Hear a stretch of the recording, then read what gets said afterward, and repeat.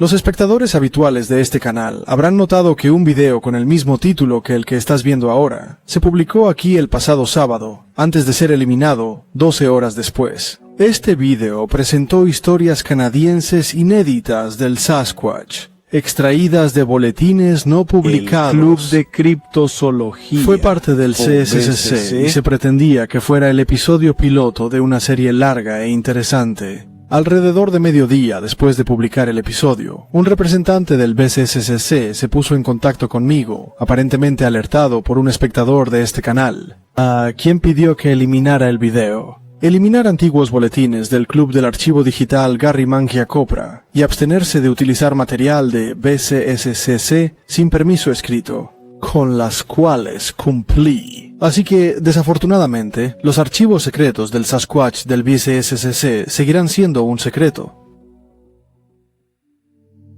Casualmente, esa misma noche, mi amigo y colega investigador, Kevin Gould, autor del excelente blog Fortean, thunderbirdphoto.com, enlace en la descripción, preséntame un reino completamente nuevo de material sobre el Bigfoot canadiense, igualmente merecedor del título Archivos Secretos del Sasquatch, que sinceramente me dejó asombrado. Hasta la revelación de Kevin estaba convencido de que, con la notable excepción de la tradición de las primeras naciones, así como algunas historias de comerciantes de pieles y colonos, la mayoría de ellos procedentes del subártico, las historias del hombre salvaje canadiense fueron en gran parte criaturas del siglo XX en el noroeste del Pacífico. Primero se dio a conocer al público por el famoso artículo del agente indio de Chehalis, J.W. Byrne, en la edición de abril de 1920 de la revista Maclean, sobre el legendario Sasquatch del lago Harrison en las montañas Lillooet. ¿Cuál fue mi asombro al descubrir que gracias al crecimiento de las noticias archivos digitales en papel y mejoras en la tecnología OCR, las historias de Wildman, que hasta ahora habían pasado desapercibidas por los investigadores, ahora se pueden encontrar en periódicos de América del Norte que datan de principios de los años 1800. La mayoría de estas antiguas historias, que ocurren al norte del paralelo 49, están ambientadas en las provincias centrales de Canadá, en tierras agrícolas, parques nacionales de golpeteo de Sasquatch, en las montañas y selvas lluviosas de la costa oeste. Muchos de ellos son simplemente historias de ermitaños y seres humanos locos que decidieron vivir en la naturaleza, mientras que algunas tienen similitudes escalofriantes con los cuentos de gigantes peludos que caracterizan los informes modernos de Bigfoot. Los más interesantes tienen elementos de ambos de estos arquetipos, de acuerdo con una creencia antigua compartida por las primeras naciones de todo el continente, una teoría en gran parte descuidada por los investigadores de Sasquatch, que los hombres salvajes son realmente seres humanos transformados en gigantes peludos por alguna misteriosa fuerza elemental. Aunque la leyenda temprana del salvaje no indígena de América es mucho más rica que la de Canadá, sin duda, debido a la proliferación de colonos en el medio oeste y sureste de Estados Unidos, el Gran Norte Blanco hace una modesta contribución a esta antología olvidada. En esta serie descubriremos los archivos secretos de Sasquatch de Canadá. La historia más antigua de Hombre Salvaje, publicada en un periódico canadiense, apareció en la edición del 7 de agosto de 1847 del Halifax Herald, y se reprodujo en el mismo número del British Whig y el General Advertiser for Canada West, un periódico con sede en Kingston, Ontario. La historia ocurre en la isla del Cabo Bretón, una masa rugosa de lagos y tierras altas en el extremo norte de la península de Nueva Escocia, cuyos habitantes son una mezcla quintesencial de canadienses marítimos, compuesta principalmente por británicos anglocélticos, franceses acadios e indígenas Mi'kmaq. El artículo describe a un hombre extraño y recluso que vivía en los bosques de la isla, cuyo caso ofrece una comparación interesante con algunas de las historias más sensacionales de hombres salvajes que exploraremos más adelante en esta serie. Se cree que nació de inmigrantes escoceses que se establecieron en la ciudad de Sydney, Nueva Escocia. Este ermitaño pasó supuestamente su infancia vagando por los bosques de Cabo Bretón, a veces durante días enteros. Cuando murieron sus padres, se dice que se adentró en el bosque, donde su modo de vida degeneró en pura barbarie. Para cuando los humanitarios bien intencionados lo capturaron en el verano de 1847 y lo llevaron al asilo de pobres de Halifax en un intento de rehabilitarlo, vivía en un estado de total desnudez y aparentemente había perdido la capacidad de comunicarse. Es sordo y mudo, explicaba el artículo, y su apariencia es extremadamente desaliñada. Generalmente permanece, esté despierto o dormido, en posición sentada. Su piel está bastante arrugada por la constante exposición al clima, y todo su comportamiento se asemeja más al de un animal inferior que al de un ser humano. Cuando se le ofrece comida, la agarra y la presiona contra su boca con ambas manos para devorarla con avidez. Le gusta mucho la sal, la cual consume en grandes cantidades. Los primeros pasos hacia la civilización han sido parcialmente exitosos, habiendo aprendido el uso de la cuchara, y, hasta cierto punto, permitió que su cuerpo se cubriera con ropa ligera. 23 años después, un aviso tentador apareció en la edición del 27 de septiembre de 1870 del The Hamilton Spectator, describiendo un avistamiento de un hombre salvaje hecho en el municipio de Southwold, Ontario, en las orillas norteñas del lago Erie, justo al sur de la ciudad de Londres. Un hombre que prácticamente no llevaba ropa, afirmó el artículo, quien está parcialmente cubierto de pelo y trepa árboles como una ardilla, se extiende por el monte en el municipio de Southwold.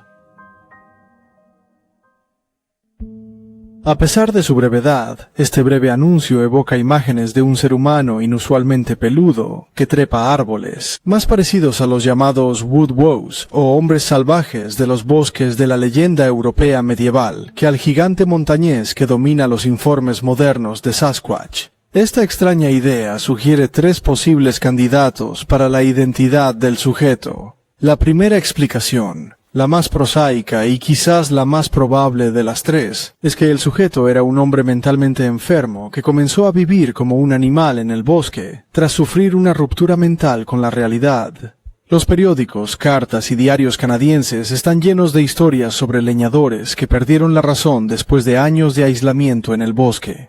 La peludez atribuida al hombre en esta historia puede ser simplemente el producto de la genética, quizás aumentada a proporciones inusuales por el testigo de esta alarmante aberración etérea. Una explicación menos convencional es que el hombre salvaje de Southwold Township era un miembro superviviente de alguna especie de homínido antiguo considerada extinta hace tiempo. Algunos de ellos podrían haber sobrevivido penosamente en la naturaleza canadiense a finales del siglo XIX. Esta noción extravagante se respalda por una antigua leyenda Cree y Ojibwe que exploramos previamente, que sostiene que los hombres salvajes, llamados los corazones peludos o los pechos peludos, recuerdan al neandertal de la antropología moderna. Habitaban en la naturaleza del escudo canadiense, justo al norte de los Grandes Lagos, en un pasado no muy lejano. Se dice que estos antiguos pobladores cazaban tanto a humanos como a animales salvajes, matando a su presa corriéndola hasta atraparla. Ellas las desgarran abiertas con cuchillos de piedra o hueso. Una explicación posible y quizá la más difícil de aceptar es que la criatura se avista en el monte al norte del lago Erie. Era un leñador sometido a cierto tipo de metamorfosis misteriosa, resultante de su estilo de vida salvaje, desarrollando las características mentales y físicas de una bestia salvaje, ya sea como una adaptación natural a su duro entorno, o bajo la influencia de algún espíritu demoníaco o elemental. Este extraño concepto, risible para la mente moderna, no solo es un motivo universal en la tradición de las primeras naciones, sino que también tiene un precedente en el mundo natural. Y se insinúa en muchos de los artículos de periódico que exploraremos en esta serie, desde el Atlántico hasta el Pacífico y el Ártico.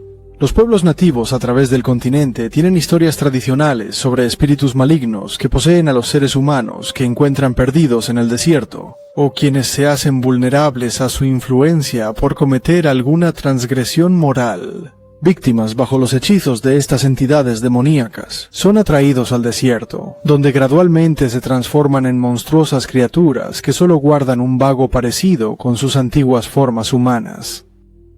En la isla de Vancouver, Columbia Británica, los nativos Nuu-chah-nulth y Kwakwaka'wakw cuentan con relatos tradicionales sobre una criatura llamada Bookwasp, o hombres salvajes de los bosques que rondan las orillas de ríos y arroyos. Esta entidad delgada y aterradora, con piel pálida y cabello largo, ofrece comida a los viajeros perdidos. Cualquiera que participe de este banquete encantado se transformará en un Book-Wus él mismo. Al norte de la isla de Vancouver, en la costa noroeste de Columbia Británica y el Panhandle de Alaska, los Tlingit tienen historias sobre los Kushtaka, o hombres nutria terrestres, que se aprovechan de las víctimas de ahogamiento y de aquellos que se pierden en la naturaleza, permitiendo a sus víctimas prolongar sus existencias terrenales al asumir sus propias formas horribles. Los que se transforman completamente en Kushtaka a veces se describen como similares a nutrias del tamaño de un humano o seres humanos con características de nutria. La leyenda nativa más geográficamente relevante para la historia del hombre salvaje del lago Erie es la del Wendigo, el espíritu caníbal maligno de la tradición Cree y Algonquin. Según los Anishinaabe del norte de Ontario, las personas que consumen carne humana en invierno o en tiempos de hambruna se exponen a la influencia del demonio esporal. Los poseídos por el Wendigo desarrollan un deseo insaciable de carne humana que los obliga a comerse a sus amigos y familiares. Si un demonio Wendigo logra cometer estos asaltos y escapar del alcance de la justicia, se retirará a la naturaleza y se transformará gradualmente en un gigante flaco, de piel grisácea, con la apariencia de un cadáver recién desenterrado de la tumba. Increíblemente, la inquietante idea de que una influencia externa puede provocar que un organismo biológico sufra una transformación física y de comportamiento radical es una realidad bien documentada en el reino animal. Ciertas especies de saltamontes, cuando se ven obligados a congregarse por cambios en las condiciones ambientales, abandonan sus estilos de vida solitarios y se agrupan en enormes enjambres viajeros, cambiando de color mientras se transforman en langostas más pequeñas y de alas largas.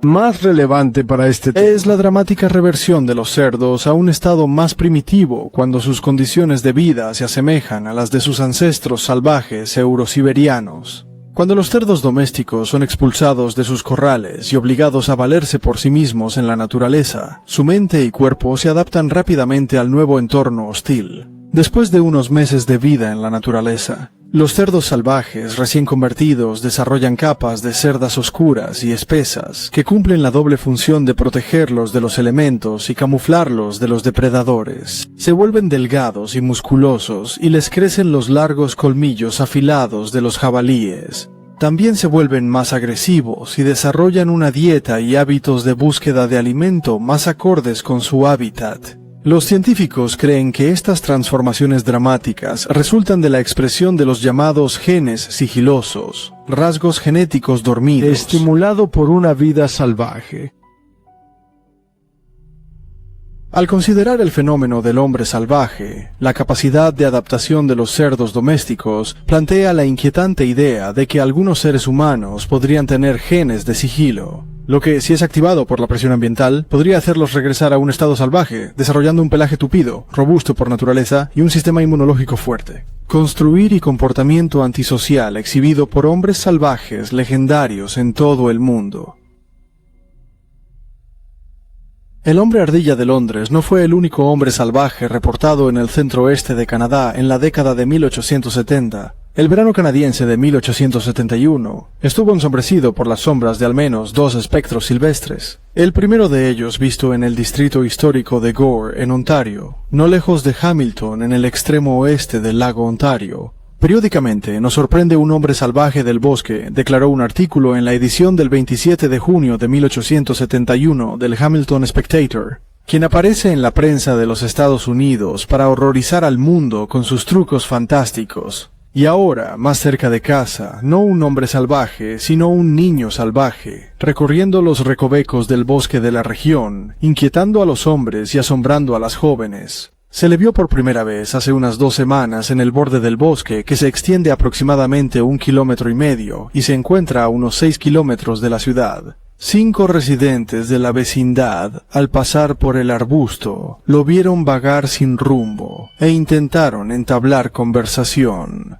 Pero tan pronto como los vio, pareció asustarse mucho y se alejó corriendo hacia el bosque con la velocidad de un ciervo. Llevaba un aspecto especialmente salvaje y desaliñado, con nada más que un par de pantalones oscuros y una camisa blanca, ambos rotos y colgando en jirones a su persona. Una manga de su camisa estaba completamente ausente. Su cabello, todo enredado y desordenado, le daba un aspecto salvaje y perdido. Se le ha visto en varias ocasiones, pero siempre ha logrado eludir a sus observadores, quizás demasiado tímidos para perseguirlo, y escapó de su vista hacia las profundidades del bosque. ¿Cómo se las arregla para subsistir? Se puede imaginar considerando que un día de la última semana, un residente antiguo cuyo nombre tenemos, de repente lo sorprendieron mientras se recostaba en un búho, y como Nabucodonosor, arrancando la hierba y las hierbas a su alrededor para comer. El anciano en cuestión, al huir para atraer su atención cuando el desafortunado ser demente se levantó apresuradamente bajo el aullido de consternación, cuerpo, y se alejó tan rápido como pudo hacia su escondite sombrío. El artículo continuaba explicando cómo las fiestas salieron al bosque con la intención de recuperar al niño y llevarlo de vuelta a la civilización, agregando que los locales creían que se había refugiado en una cueva. Nadie sabe quién es, concluyó el artículo, de dónde viene o por qué extraña alucinación ha sido impulsado a vagar salvaje en los bosques. No estaría de más insertar aquí una palabra sobre el Nebucadnezzar arrancador de césped con el que se comparó al niño en el artículo. El rey Nabucodonosor II gobernó el imperio babilónico segundo de la antigua Mesopotamia en el siglo VI a.C.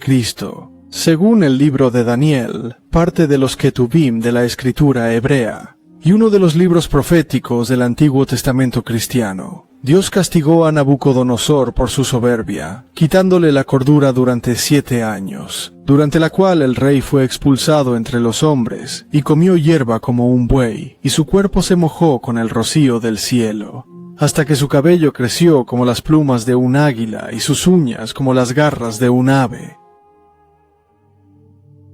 Unos 45 días después de que se informara sobre el niño salvaje en el Hamilton Spectator, otro hombre salvaje fue mencionado en la edición del 15 de agosto de 1871 del Montreal Star. Esta figura misteriosa parece haber habitado en las laderas orientales del Monte Real, la eminencia de la isla solitaria por la cual la ciudad circundante de Montreal, Quebec, fue nombrada, y aterrorizaron a los residentes del barrio de Griffintown entre el pie de los promontorios y el río San Lorenzo. El miedo al hombre salvaje de la montaña, declaró el artículo, ahora se traduce en una prohibición práctica en lo que respecta a extraños, damas y niños visitando este hermoso lugar. Esto ya no debería tolerarse. Que sea capturado y castigado, y colocado donde pueda ser cuidado durante unos 6 meses, o envíen a unos 12 chicos de Griffintown tras él para cazarlo. Sería divertido para ellos.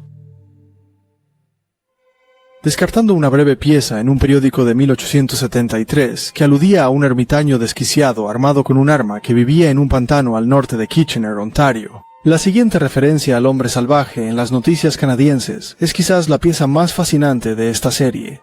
De todos los artículos que examinaremos, es posiblemente la prueba más sólida que respalda la idea de que los legendarios hombres salvajes del mundo son realmente seres humanos transformados en monstruos por alguna fuerza natural o sobrenatural.